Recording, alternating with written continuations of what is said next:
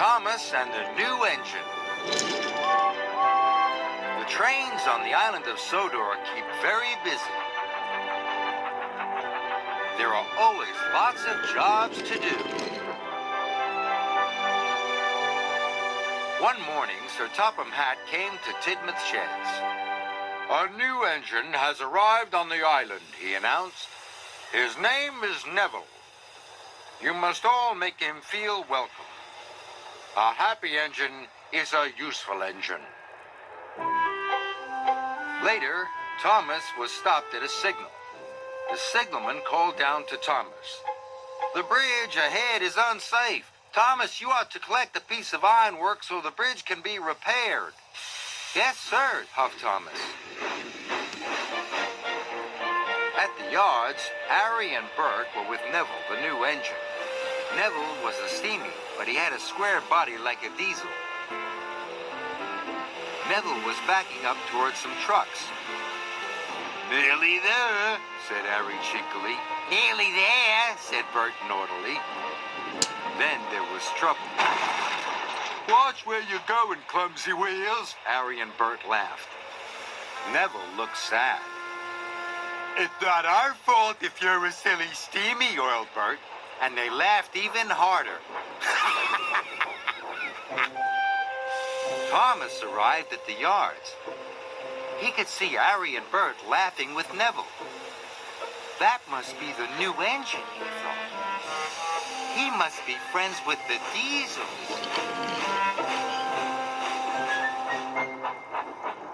Thomas arrived at Knapford Station. Have you seen the new engine yet? Asked James.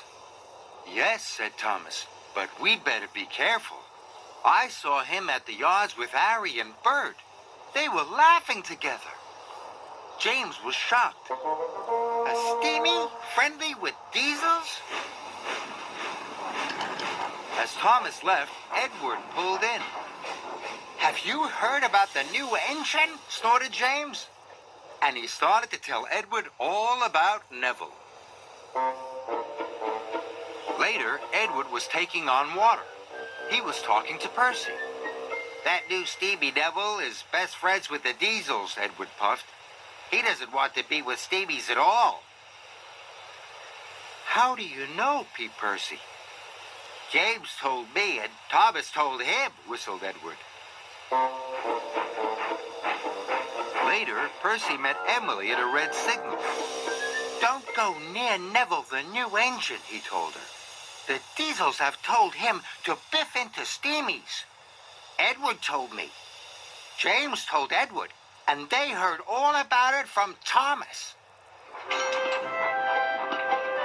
When Thomas arrived at Abbey Station, Sir Topham Hatt was there. Thomas, you must warn all engines not to cross the bridge until it's repaired, he boomed. Thomas felt proud. It was a very useful job. Just then he heard a whistle. Someone was coming. Thomas had to warn them. It was Neville pulling Annie and Clarabelle. Thomas was shocked. Annie and Clarabelle were his carriages. Hello, puffed Neville cheerfully. I'm not talking to you, Thomas huffed crossly. Neville didn't know what he had done. Then Emily pulled in next to Neville. Hello, said Neville happily. Emily let out a whoosh of steam. It's no use trying to make friends with me. I know you're going to biff into all the steamies, just like Harry and Bert told you to. Thomas was surprised, but the station master blew his whistle, and Neville puffed sadly away.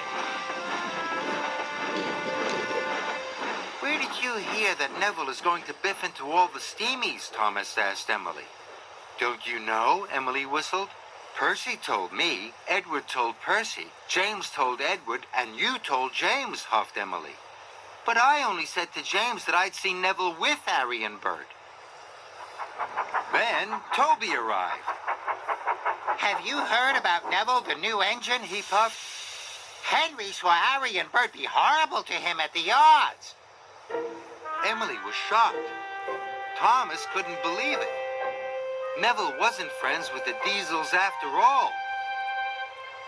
Where was Neville going, Emily tooted.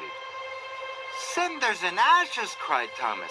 Neville's heading for the broken bridge. I must stop him. Neville was speeding through the countryside as fast as he could.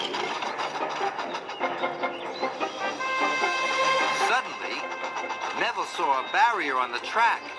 He slammed on his brakes. But it was too late.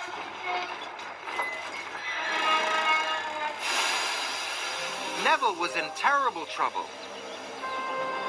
He was on the broken end of the bridge. Thomas knew it was all his fault. Suddenly, he had an idea. Thomas steamed slowly and carefully onto the bridge. He gently bumped Clarabelle and was coupled up. Thomas was very scared. Slowly and steadily, he began to pull Neville back from the edge. The bridge made a creaking noise. Thomas knew he must hurry. He pulled as hard as he could, and with one big puff, he pulled Neville's wheels off the bridge. Thomas had done it. He had saved Neville and Annie and Clarabelle. Thank you, whistled Neville. I should have warned you, puffed Thomas, but I was too busy believing silly stories. I thought you didn't like steamies, but now I know I was wrong. Thomas gave Neville a long, friendly toot-toot. Neville was very happy. At last, he knew he had a good friend in Thomas.